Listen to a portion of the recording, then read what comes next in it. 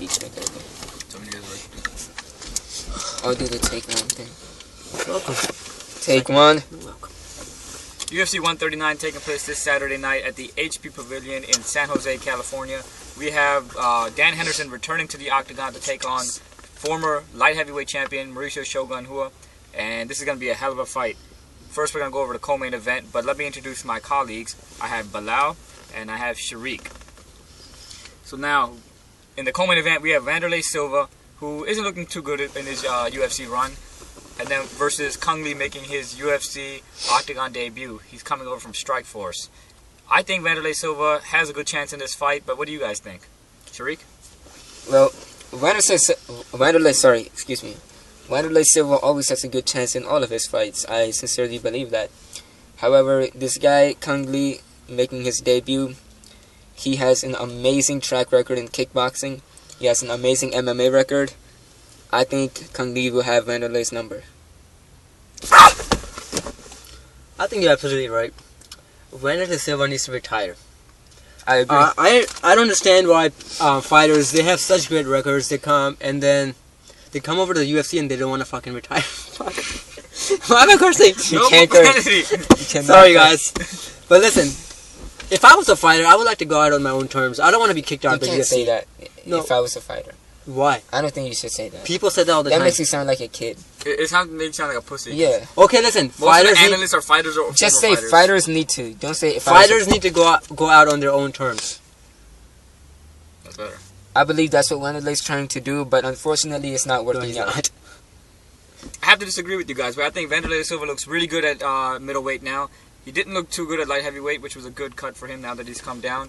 And the guy's got a lot of heart, he's got a lot of fight in him, and I can definitely see Wanderlei Silva winning this fight, Well, either by decision or TKO. he does have heart, but you gotta realize all the hype behind Kung Lee. I think he's worth the hype. He sucks. I've seen him fight. You think that, but there's a lot of fucking hype behind him. He's a pussy. You can't bring your own freaking judgment into this. I've seen his fights. Have you seen his fight? This is our argument. Well, I think that's a very opinionated statement. It is. Looking just by the track record, Kung Lee has an amazing kickboxing record. He has an amazing MMA record. Wait, let me come up with a counter argument. I'm trying to think of one.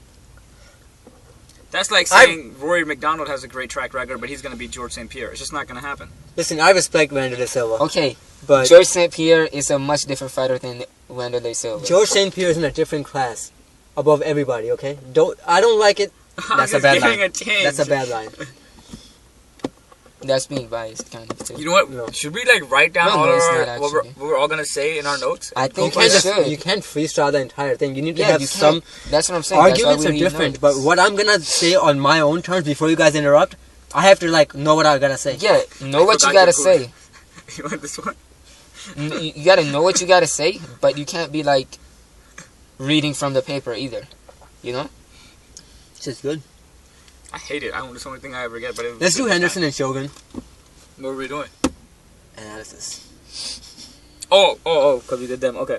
Alright, let's move on to the... Going on to the main event, we have former Pride middleweight and light heavyweight champion Dan Henderson facing off with former UFC light heavyweight champion Mauricio Shogun Rua.